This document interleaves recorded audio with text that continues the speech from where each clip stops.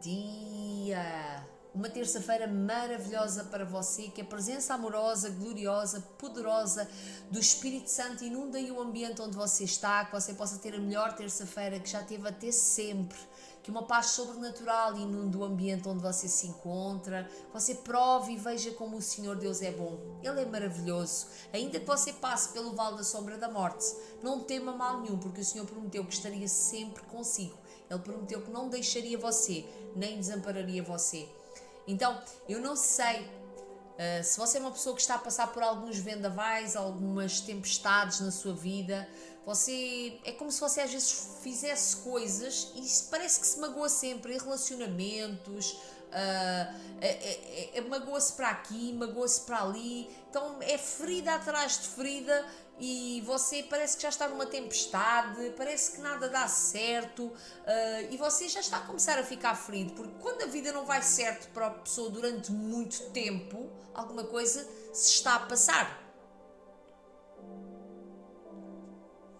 Aqui só tomar uma aguinha, alguma coisa se está a passar e é nesses momentos que você deve consultar a Deus, só que muita gente às vezes consulta tanta gente, consulta tantas coisas, vai para aqui, vai para ali, mas não consulta a Deus. É momento de você consultar a Deus para entender o que é que se está a passar. É tempo de se humilhar diante de Deus. Aqui no livro de Atos 26:14 diz o seguinte: resistir ao aguilhão só lhe trará dor. Olha aqui que poderoso. Resistir ao aguilhão só lhe trará dor. Então eu vou-lhe explicar. Resistir, você sabe o que é resistir, não é? Você posicionar, ficar firme, não vai para a esquerda nem vai para a direita. Mas o aguilhão é uma lança com uma faca na ponta.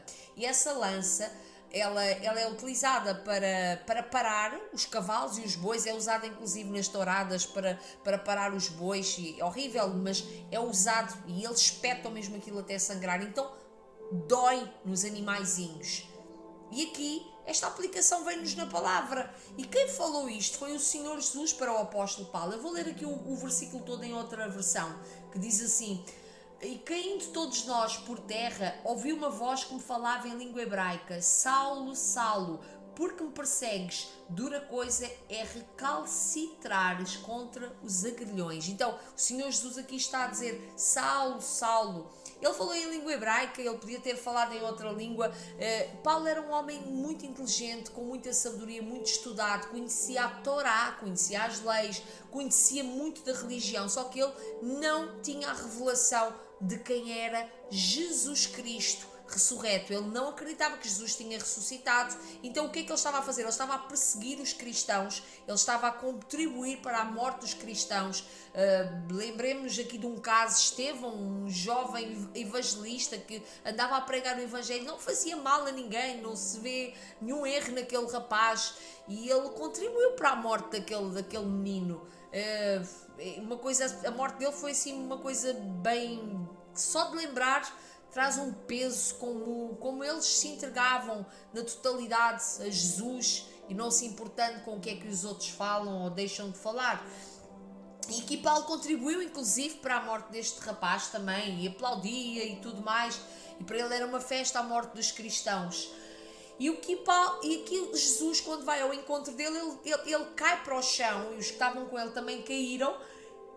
Mas Jesus falou com ele e disse: Paulo, Paulo, porque me persegues? Dura coisa é recalcitares contra os agrilhões. Então, ele estava a alertar Paulo. Jesus mostrou-lhe o seu poder e mostrou-lhe que se ele continuasse, que ele não havia hipótese. Então, se Paulo caiu e aquelas pessoas caíram, imagina o poder de Jesus, a virtude de Jesus mesmo ressurreto, que ainda é maior, eu creio que é maior. Então, ele disse: porque me persegues? Então, Jesus lá não estava aqui na terra em carne, não é? Ele já tinha ressuscitado, ele aparecia em espírito, foi o que aconteceu aqui com Paulo. Então preste muita atenção nisto. Jesus disse: porque me persegues? Porque aqueles que estão em Cristo são um com Ele. Jesus é o cabeça, existem os membros do corpo de Cristo. E quem está a andar contra um filho, uma filha de Deus, um dos dele está a andar contra ele. E muita gente às vezes está a andar contra, a perseguir, a massacrar, a caluniar, eu não sei, é muita coisa, assim como Paulo, algumas pessoas fazem-no de outra forma. Então esse pode ser um dos motivos da pessoa estar a passar por lutas e não entende. Por isso é que eu estou a dizer, consulta Deus para entender.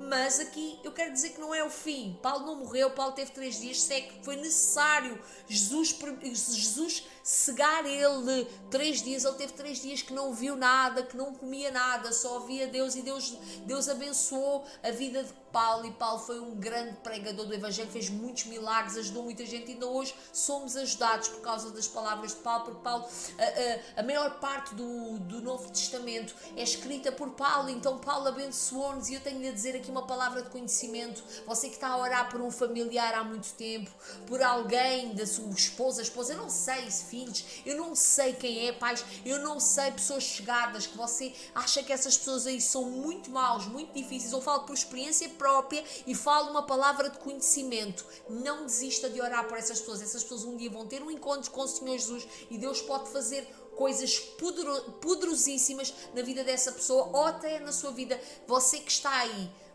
aí desse lado, talvez você se sinta como Paulo. Então nunca duvide do poder de Deus. Muitas vezes as pessoas vão a esse ponto. Pronto, é a única forma que Deus tem de parar a pessoa.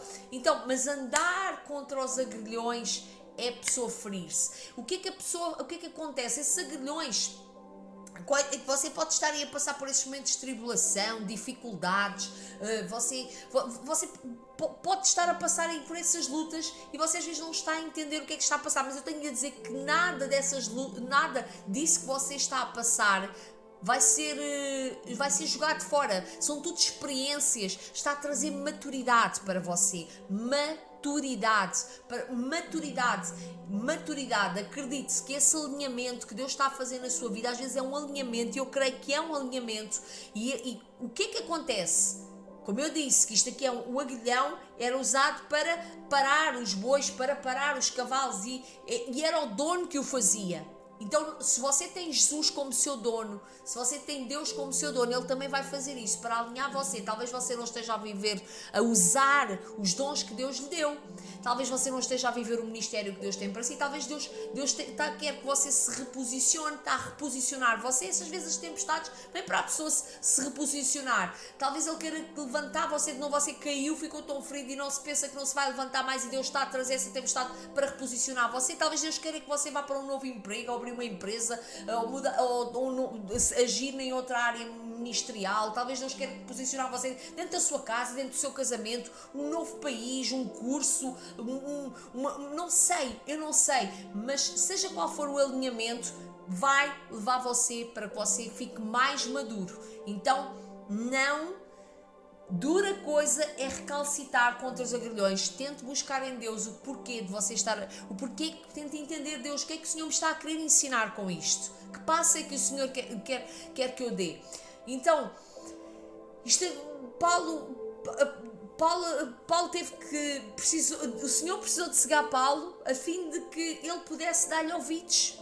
E às vezes há coisas na sua vida que acontecem a um ponto quando você diz assim, não aguento mais. É nesse momento que Deus vai falar consigo, e como você está com o seu coração tão quebrantado e tão contrito, você vai conseguir ouvir a voz do Senhor. Às vezes Deus quer parar você para que você possa dar-lhe ouvidos.